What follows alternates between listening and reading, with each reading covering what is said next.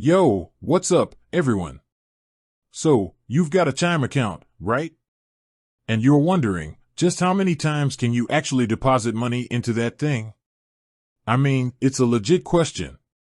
You don't want to hit some random limit and have your cash chilling in your pocket instead of earning you interest or whatever you plan on doing with it. Let's break it down. There are actually a few different ways to deposit money into your Chime account. We're talking direct deposit, mobile check deposit, and good old-fashioned cash deposits. Each one has its own rules. First up, direct deposit.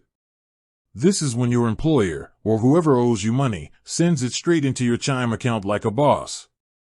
Now, the good news is there's generally no limit on how many times you can get direct deposits. You could get paid every hour if you wanted, though that might be a bit excessive. Next, mobile check deposit. This is where you snap a pic of that check and boom, it's in your account. Now, Chime does have some limits here. You can usually deposit up to $2,000 per check and a total of $10,000 per month. But hey, that's still pretty sweet. And guess what? If you're a good Chime customer, you might even qualify for higher limits. Lastly, cash deposits.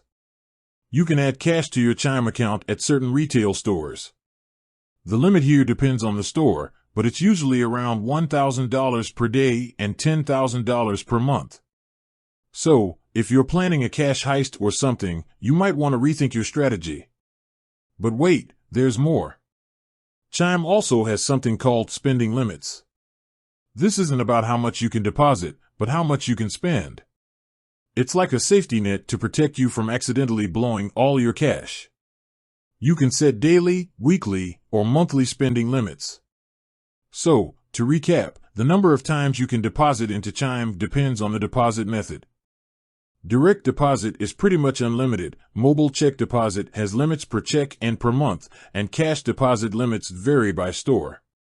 And remember, Chime also has spending limits to keep you in check.